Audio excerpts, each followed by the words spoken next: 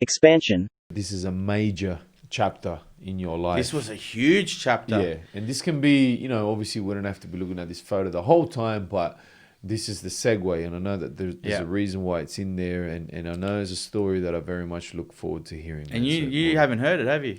Not entirely, no. Again, because I don't really talk about feelings. That's fine, man. Yeah, that's fine. But we'll go to the title page. That's what we're here for. Yeah. No, but hold on. So I want to read for everybody at home again that aren't listening on YouTube. In loving, so we're looking at an image of a beautiful tombstone. Tombstone, yeah. In loving memory of. So there's a Christian cross, and then it says, "In loving memory of Edward Jack Balkaban, passed away 24th of the 7th, 2012. Adored son of Herman Balkaban, dearly beloved brother of Levin and Irene, loved father of Paul and Danny. We will always love him. God has him in peace." So God bless you, old man, Edward Jack Balkaban. Paulie. So that changed me a lot, what happened there. Sure. So I remember very clearly too, as you would, something like that. The night before, we went to the movies with my work friends. We went and we watched Batman. That night I got home and he was on the couch, happy, and he was a sick man, but he was sort of battling a flu as well, and he was in high spirits that night. Mm-hmm.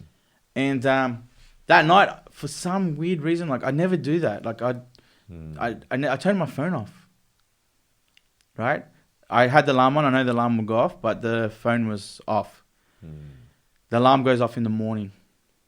I get a voicemail. I listen to it, who's calling me at that night? It's my dad calling for help on the phone. Voicemail. Help, Paul. From the house? From my mobile. I was listening to the voicemail. He's in the house, yeah. Okay.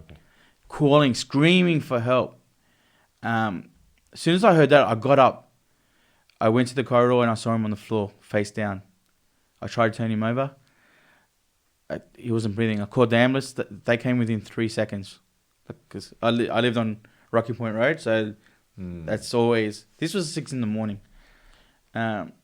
He had passed. I was broken.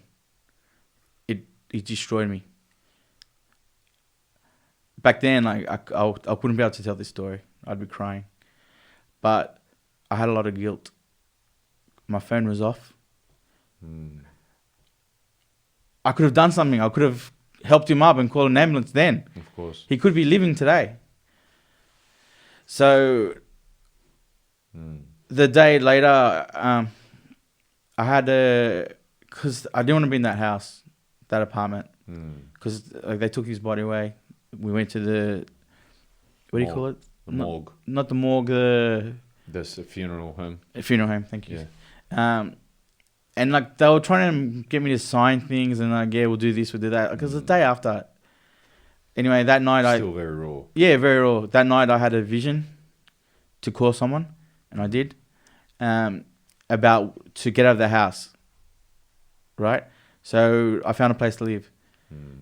Cleaning out the house, I felt so guilty. I felt so guilty going through his things, and I did, and the guilt, I don't know how to explain it, but I felt it was my fault.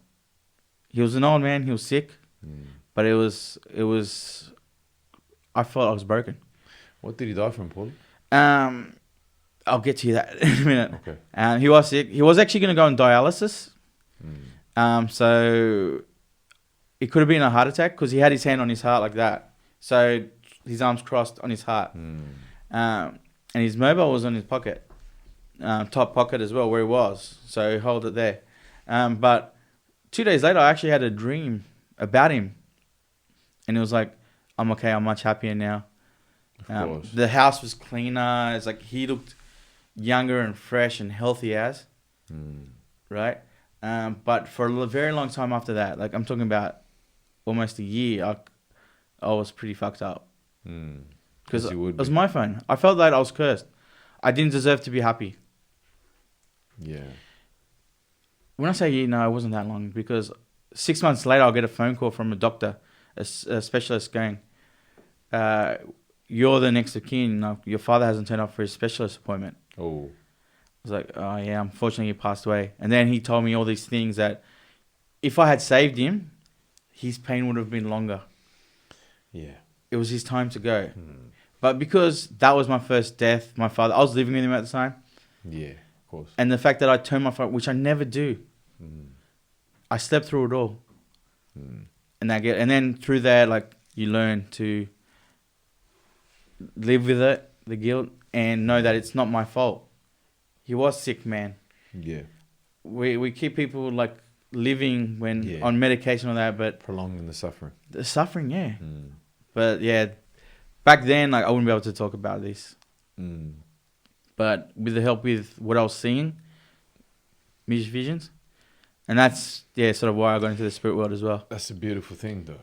That's a blessing to have had that, because a lot of people don't have that. So for you to have received that, that's a beautiful thing. But another thing that pissed me off as well, because when I was still crying like most nights, like I was like, my family, like, okay, when it was all done and dusted, the funeral was done, no one was around. In fact, one person said to me, "You remind me of him, I can't look at you." It's like, and I haven't spoken to that person today.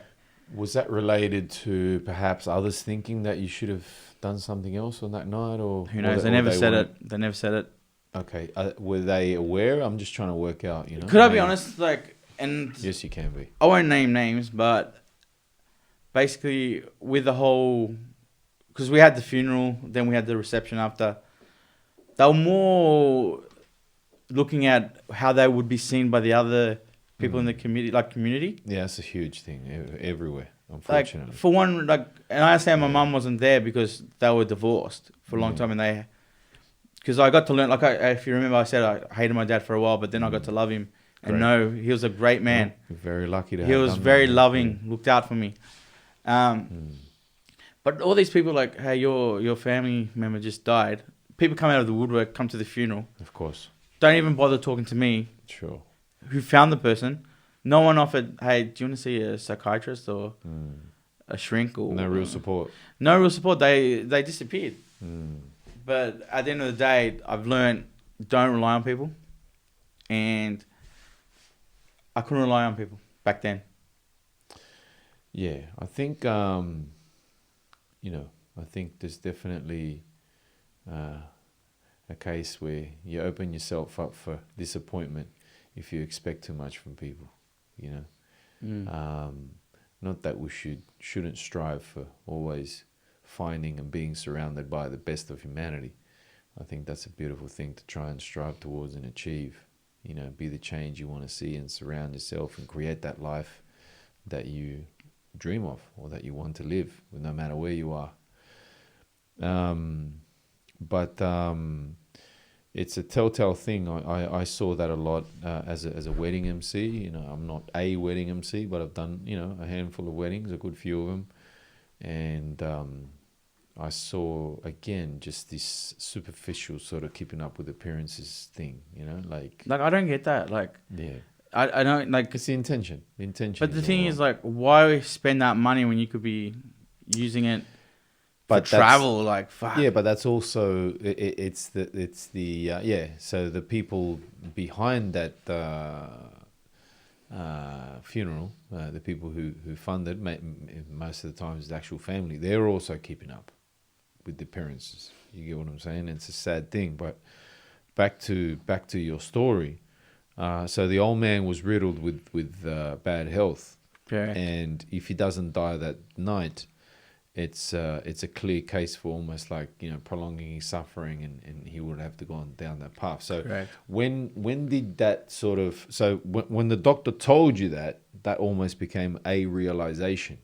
That's when the guilt began to subside. Yeah, but I'm sure that's something that you carry either consciously or subconsciously still with you till this day. Because I know myself, I feel quite guilty for my mama's passing, of not being there more, of could have been a better son and could have not, you know, dragged her through the 7-year jail and all these things. You get what I'm saying? So guilt is, I think it's almost like a normal thing or something even that we probably need to have, because I think it makes us also appreciate and understand and learn from our mistakes and things. Correct. You know. So the phone off, and you didn't hear the old man. If one had a time machine,